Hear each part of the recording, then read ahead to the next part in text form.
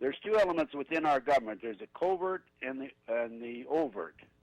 Now, the overt are the fellows with the suit and tie that go out to the bank robbery and interview witnesses and ask how tall was the suspect, what race was he, how'd he weigh, and all that sort of thing.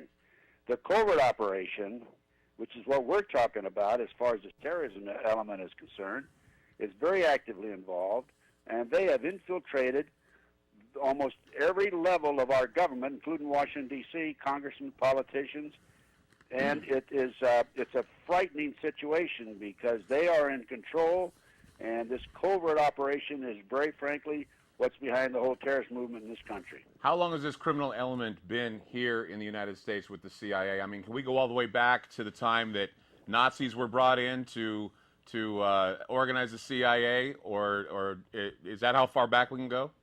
Or the CIA or the FBI? We can go back to 1776.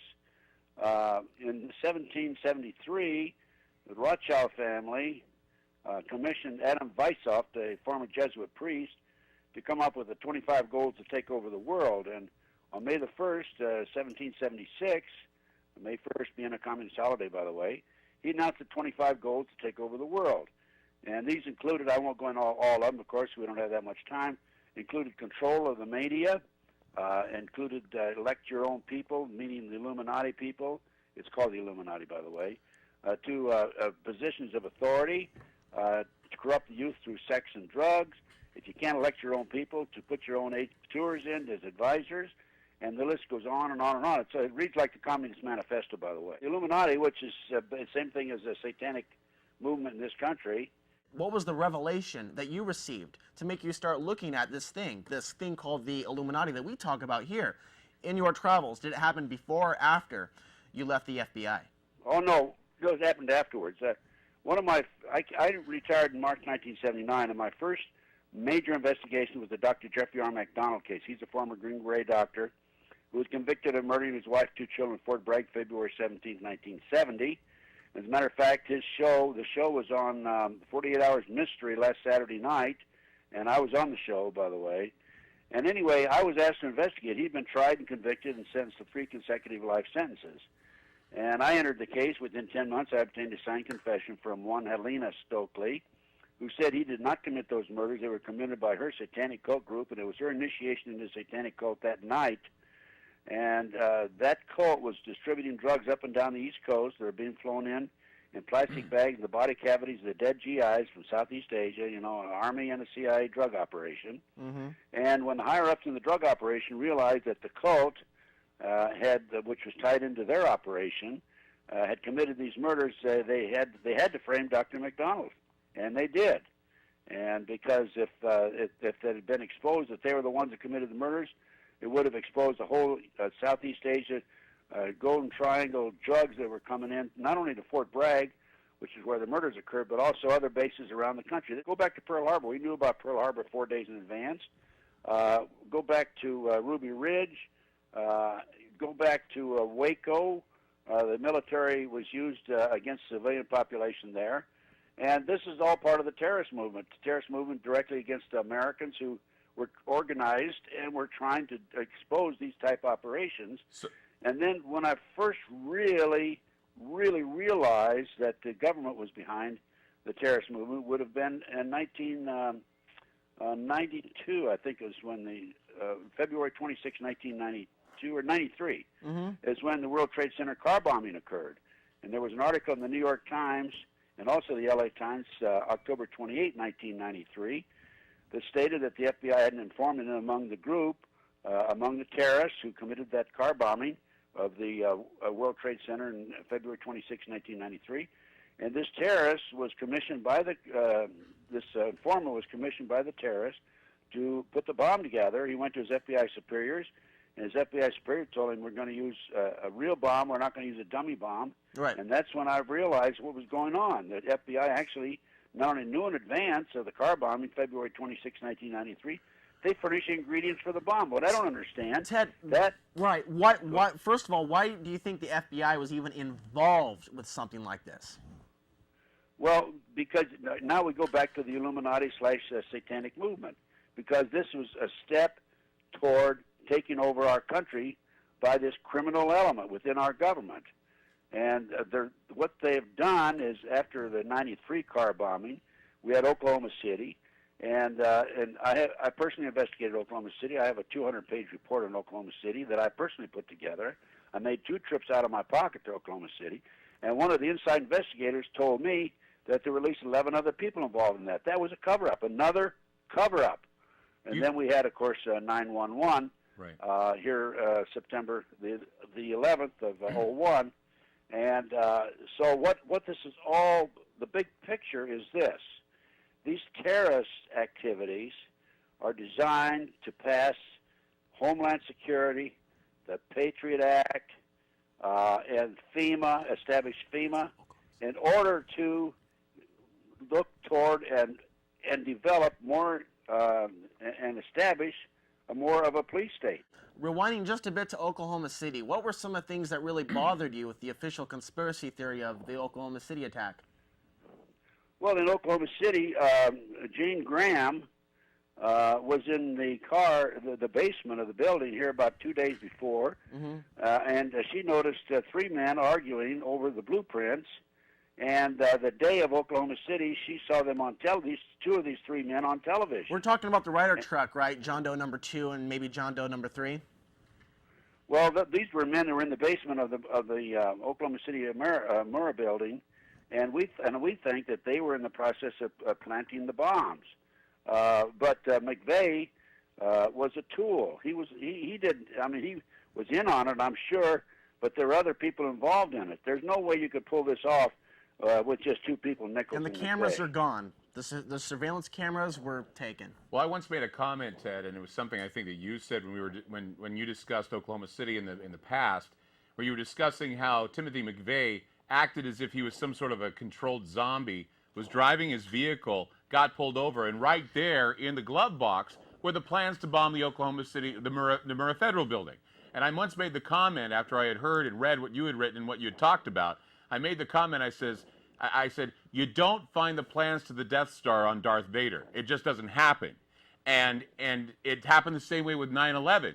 We were finding passports in the rubble. I mean, everything was destroyed, and finding passports in the rubble pointing to this evidence that they wanted you to believe it happened. And they're saying, well, don't believe the conspiracy theories, but believe that we found the passports in the rubble. And we couldn't find bones or bodies or anything else, but we found this. And it's almost like it's one big show, one big put on, and it's done with the delicacies and also with the numeric signatures of some occult group that's moving like a cancer throughout this country. And that's why I felt, and I support, the idea of a criminal element rather than pitting the blame on George W. Bush or anybody else, even if, you know, the thing that's interesting about what you just said, though, about not just putting on Bush, another thing that Ted had brought up recently, and a lot of other people have too, is what was it, Ted, the 1996 legislation for more control, more restriction of our civil rights after the Oklahoma City?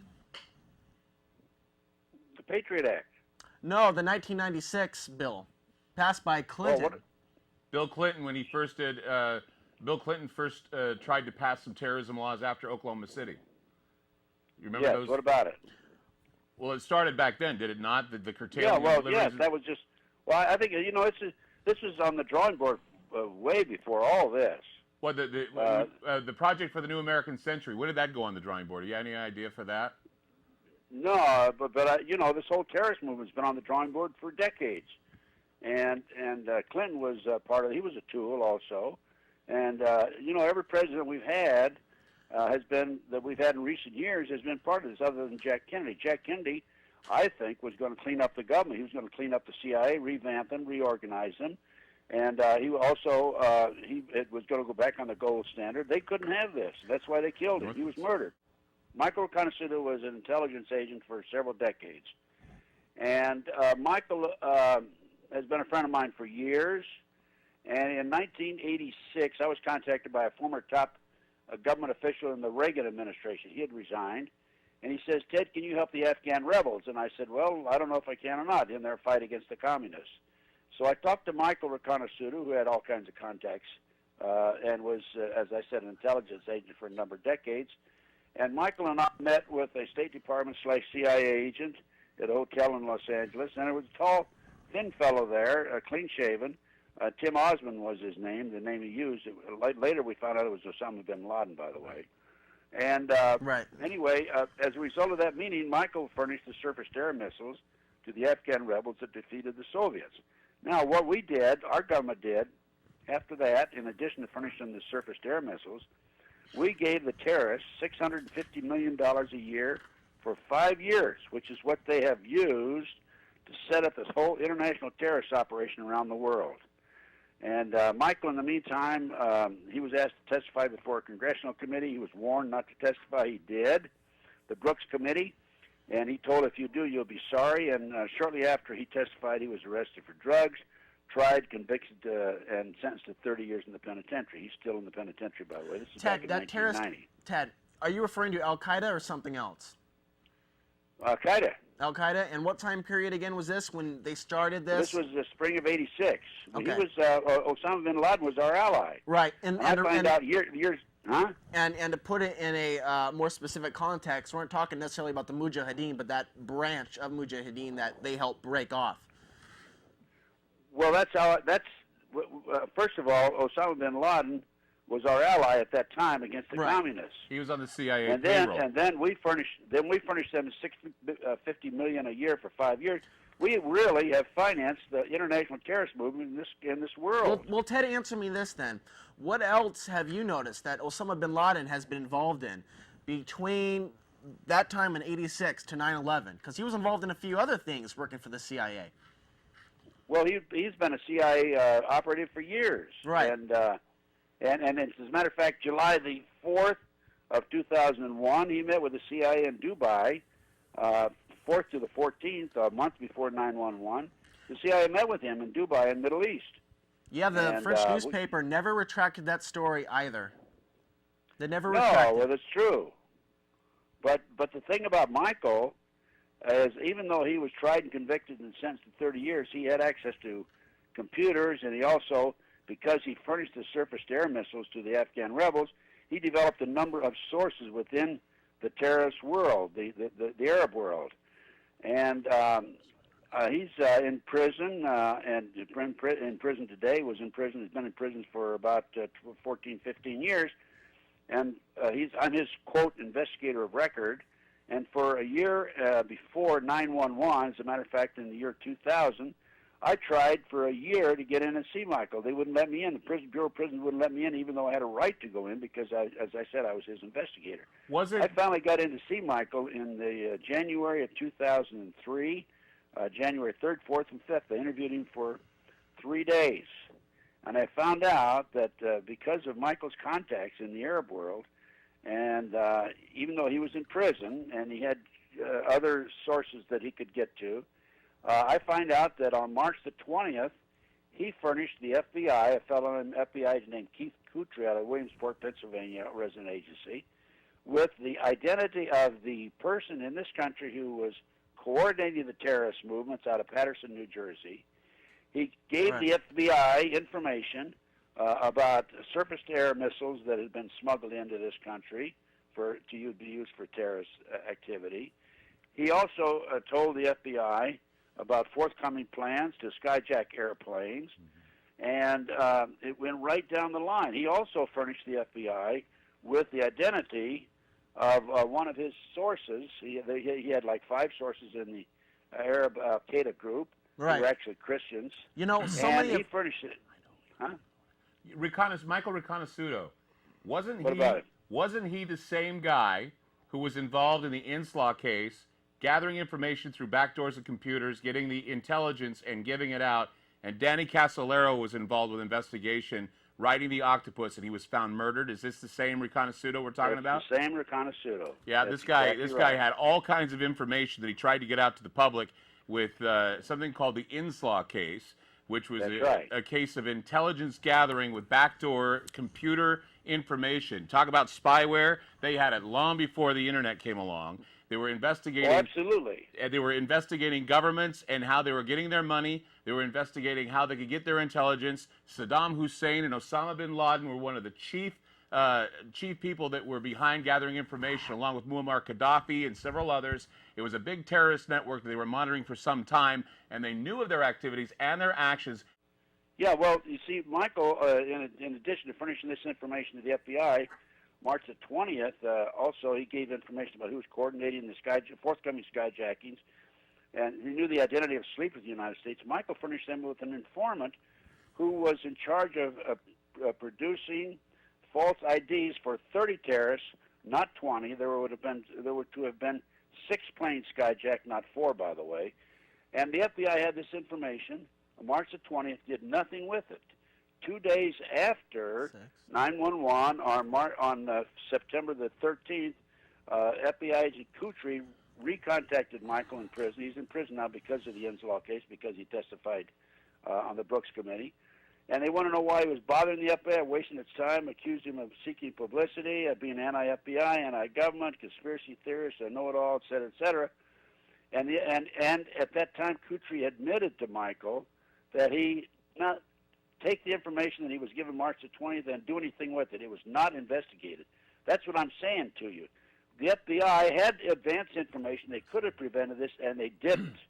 Right. They didn't, and they had the information way back in the Inslaw case. If you want to look up Inslaw, if you want to look up Danny Casolaro, he was the writer of a book called The Octopus. The Octopus was never published. I think Jim Keith attempted to get the information out, but he was one of those reporters that was killed, found dead, said that it was a suicide. Casolaro was talking with Michael Riconosciuto regarding the possibility of terrorism in the United States used for the sole purpose of creating a police state here in this country where no one would trust anyone. It would be a coup of terrorism, and it would be state-sponsored and basically performed by a number of countries, not just they said Saudi Arabia, Israel, all the countries involved. They mentioned them by name, which is really frightening. That's right. Absolutely right. Now, most recently, I understand that there are 8,000 illegals that have come in the United States. The drug operation, the terrorist movement today in this country is being financed by heroin, in bringing heroin in. There are 30 suitcase nuke bombs that have been distributed around the world in 5 countries, the U.S., Russia, Netherlands, Italy, and Australia. And they plan to detonate these nuke bombs in 10 cities in the United States: Los Angeles, Houston, Miami, Chicago, New York City, Philadelphia, Washington, D.C., Boston, and in Valdez, Alaska. And targets include O'Hare Airport in Chicago and LAX in Los Angeles. And they would get 7. The plans are to get 7 of the first 10 cities, and then to wait a couple of weeks and hit the other 3 cities. And this has been brought out by Kurt Weldon, congressman from Pittsburgh, by the way. Ted. And he's notified the CIA of this, and they have completely ignored him, haven't even responded to his request. Are you talking about the next event? Yes. Is doing drills for nuclear attacks in major cities. That's what we were talking about a drill that was carried out in South Carolina, Charleston, South Carolina. A drill was being carried out. It was called, I think, Operation Pulse or something like that. And there was a general that said that he blocked an actual drill that was going to be an event. And he was fired because he blew the whistle on this event, saying that the idea of bringing a nuke into a port city was actually happening, and he went in there and stopped it from happening. And we had speculated here on this program, and I speculated on my radio show online, that this was going to happen, and it did. And it was very frightening. It happened during the summer. It was called Summer Pulse or something of that nature, where they were going to bring in a nuke into a port city. And they said they mentioned Los Angeles, Charleston, South Carolina, the Chesapeake Bay even. They mentioned that, where they could bring a nuke in. So, I mean, it's already crossed the minds of the planners. And this was about the same time as the bombings in London, which were actually drills that were supposed to happen, but eventually became real bombings. Well, my personal opinion is what their tactical approaches will be to set off a number of car bombs in these cities, and then when the police are rushing to these various locations, then they hit the nuke bomb. That's what I think is going to happen. Hey, Ted, and, yeah. We're going to go ahead and take a really quick break. We're going to feature a little bit of your interview with Anthony J. Hilder from the film Illuminati. In the first degree. Let me explain to the audience what's happened here. Okay, back in the 80s, 1980s, the Department of Justice proposed legislation to fight terrorism. And this legislation took away many of our constitutional rights and civil liberties. One of the authors, a female attorney with the Department of Justice, publicly made this statement. I've got her name on my file someplace, that before this passes, people will have to be killed. Well, so that was the reason, I feel, for the 1993 World Trade Center bombing. Unfortunately for them, fortunately for us, the good guys, there were only 6 people killed, not enough to pass the legislation. So what happened is 3 years later, no, 93, 2 years later, April 19th, 1995, down comes Oklahoma City Murrah building, 168 people killed. 1 year later, the anti-terrorism legislation that takes away many of our constitutional rights and civil liberties is passed. And now with the Twin Towers World Trade Center episode, our Congress is now proposing further restrictions on our constitutional rights and civil liberties. These explosions, these terrorist acts, were an excuse to pass anti-terrorism legislation. And then to implement it. And then to yes. And this is what's happening in the world today. And that's why our intelligence people are not only knew about it in advance, but probably involved. There's no question. You cannot possibly have an operation of this magnitude without our people knowing about it. Now, our government, the FBI. When you say our government, and I got to challenge you. This isn't our government. Well, it's the banksters' government, because they control both political parties. The government knows the what, where, why, and when, and how. And I had a FBI supervisor brag about this to somebody else, and it got back to me, of every patriot and every militia in the United States. Now, if they know that, are you going to tell me that they're not going to know about the terrorists coming and going? By the way, this operation, based on information that's come out since the attack, the terrorist attack, was planned in England, London, England. The training took place in Afghanistan and in the United States.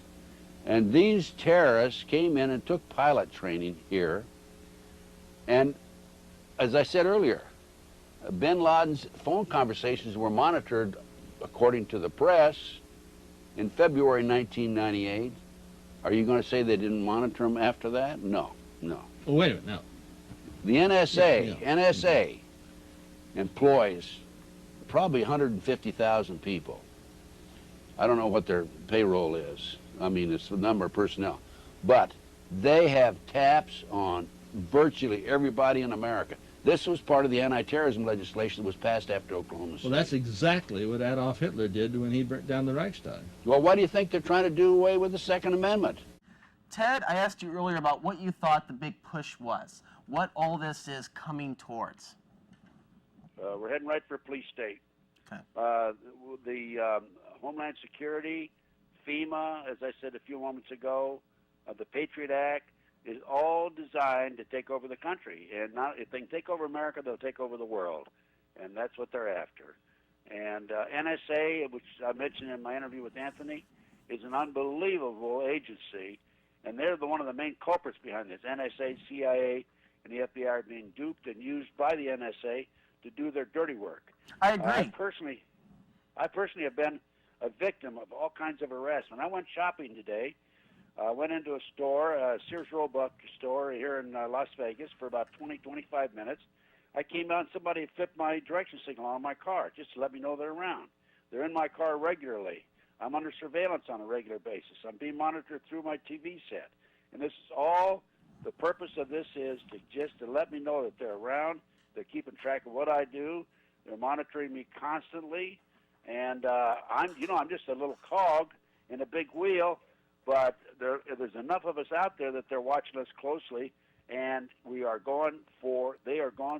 planning to take over this country. Like I say, it's going to be a police state. There are 8 prisons in Texas, federal prisons in Texas, this is information I developed in 1996. 8 prisons in Texas that are staffed with no inmates. And there are internment camps around the country. World War II prisoner of war camps and Army military bases have been revamped. And there are boxcars that have been manufactured by Gunderson and Boxcar Company in Portland, Oregon. No relation, thank goodness.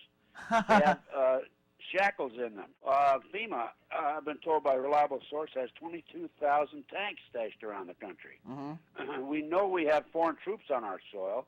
Our GIs are overseas, and we have United Nations troops, I know, in the Rockies, because a friend of mine went hunting there a year ago this time, and he was confronted by about a dozen men in uniform who had Swedish accents, and they were United Nations troops. So these people are already here, and we have Russians and Chinese, I'm sure. I've been told, I haven't got documentation on it, but this is a very serious problem. And well, not to mention, mainstream media is doing nothing about it. A lot of national parks across the country also have UN areas in them that are set aside for the United Nations, where they That's will right. set you up. You can't go in those locations. Exactly. They will be set up for the sole purpose of setting up camps for the United Nations, NATO, and several other groups that can be brought in. And the reason why they bring them in is because if they do declare martial law, a lot of soldiers may feel a little funny firing on American citizens, and so they have to bring in other troops that can fire on American citizens and put them in their place in the concentration camps if they're dissidents. That, of course, is the REX-84 program that is right now on the ready, and it was on the ready when it came time for Katrina. They were sending people to Camp Williams in Utah and several other camps across the country, which were FEMA camps set aside for people in disasters and emergencies and crisis. Would you elaborate on why you think that they're pushing for this world control? Well, they're pushing toward the world control. It goes back to the Illuminati 250, 60 years ago, whatever it is. It's to take over. That's the whole goal. Bush has already announced that if there's an epidemic of the bird flu, which is a fraud, they're spending billions of dollars on vaccinations to the pharmaceutical companies by the government. If there's an epidemic, he's going to declare martial law. He's also announced if he declares martial law, that he will come in and take our guns away from us. So the blueprints are already laid out there. Mm-hmm. Well, they have plenty of money tied up in this flu, and I've heard the word hoax, and I think we got to be careful about this. I think what they're preparing for is genocide is what they're preparing for in this country, where the doctors will give you things to take care of this flu, which will make things worse, and they'll unwittingly kill you. This is what's going on from the Centers of Disease Control and those who are reporting.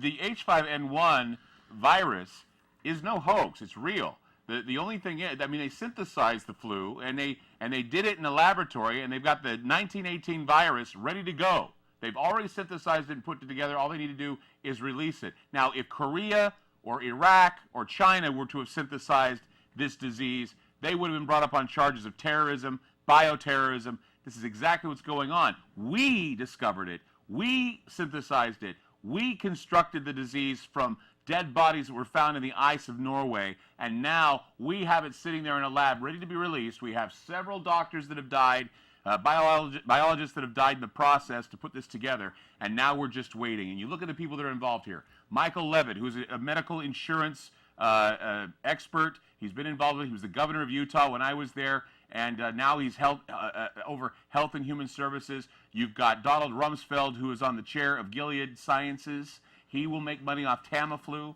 and there are people who are going to make a lot of money off the deaths of thousands of people here in this country and abroad.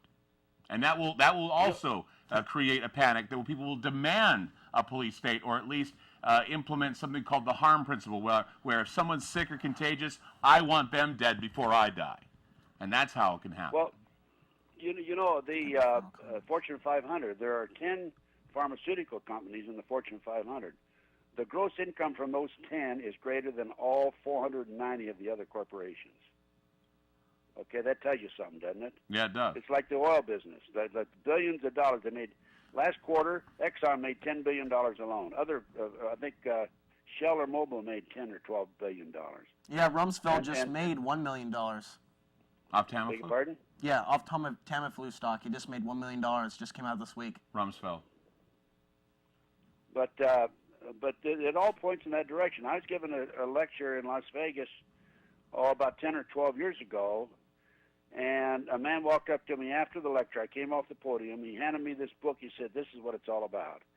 That book is called Pawns in the Game, and it explains exactly what we're talking about on this show tonight. By the way, that book is available through my website, tedgunderson.com, tedgunderson.com. Get my research, get the other research, other people, get these interviews. I have videotape interviews with Black Ops agents, 25-year Black Ops agents in the government, CIA pilots who flew drugs in here. Get these reports and get these videotapes, the DVDs, whatever they are, and make copies, get them out to your friends. We need to wake up America. And, you know, thanks to shows like yours, we will wake up a few people, I hope. It's kind of like once you start to do it, there's really no going back. Oh, no. You can't go back. It's like the plane that's flying to Tokyo from San Francisco. You're more than halfway past the point of return, and you got to keep going. And you cannot go back. We have to keep doing what we're doing. You people have to keep your radio show going. I had my own radio show for 2 years. Had to give up on it. I couldn't afford it financially. And, you know, and I'm, like I say, I'm not on the internet. By the way, I have pictures on my website of the Bohemian Grove, the last Bohemian Grove. I saw those.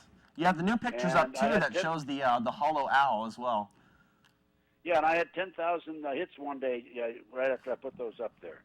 Right on. One day on my website. So yeah, the research is out there. It's kind of an interesting situation also, Clyde and Alex, in that I have not had many reports, many orders the last 2 or 3 months, and I'm receiving emails. People are saying they've gone into my website and gone to my products list, and the products list is blocked. I don't know if you've tried that or not. The reason I brought up my products list is blocked is because somebody is blocking it, and I don't know who it is. I've got a good idea. There are a lot of blocks. Probably this covert operation in the government. Right. There are a lot of blocks, though, that are on certain types of web servers that block out. I know my website is completely blocked out because I talk about occult subjects. Some of the subject matter that you talk about with the satanic panic and and religion and occult and things of that nature. So sometimes there are places that will block those out, and they block them out because of the subject matters that are too controversial for the room, pretty much. So that's probably why, too. Well, but people need to know about this.